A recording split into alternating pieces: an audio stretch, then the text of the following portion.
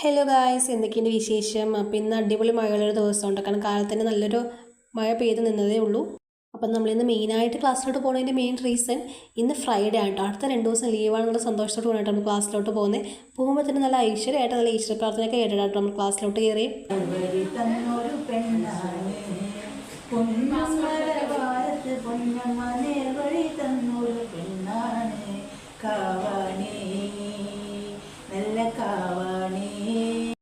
നമ്മൾ ക്ലാസ്സിലോട്ട് കയറിയപ്പോൾ exam fee അടയ്ക്കാത്തവരൊക്കെ office റൂമിലോട്ട് വരാൻ പറഞ്ഞു. അപ്പോൾ നമ്മൾ എക്സാം ഫീ അടയ്ക്കാൻ വേണ്ടി ഓഫീസ് റൂമിലോട്ട് പോയതാണ്.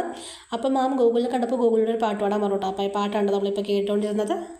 നമുക്ക് ഓഫീസ് റൂമും ക്ലാസ് റൂമും രണ്ടും രണ്ടല്ല ഒന്നാണ് കേട്ടോ. കാരണം നമ്മൾ 2 സ്ഥലത്തായാലും നമ്മൾ 2 മലമ്പാണ്. മെയിനായിട്ട് പറയാനുള്ളത് ഈ മാമിനെ കുറിച്ചാണ്. ഞങ്ങളുടെ കോളേജിലെ ക്ലർക്കാണ്.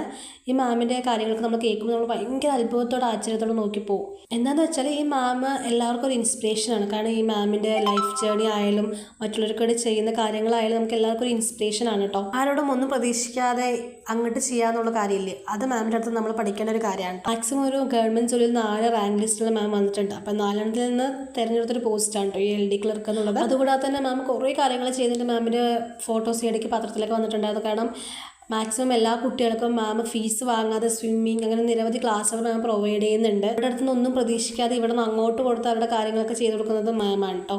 ഒരാൾക്ക് എക്സാം ഫീ അടയ്ക്കാനുള്ളത് ഇത്രയും പേര് ഓഫീസ് റൂമിൽ വന്ന് നിൽക്കുന്നത്. ആ ഒരു കാര്യത്തിൽ ഞങ്ങൾ ഭയങ്കര പ്രൗഡാണ്. കാരണം ഇങ്ങനത്തെ ഒരു മാം ഞങ്ങളുടെ ക്ലർക്കായി വർക്ക് ചെയ്യുന്നു. ഞങ്ങൾക്ക് മാമിൻ്റെ അടുത്ത് കുറേ പഠിക്കാനുണ്ട്.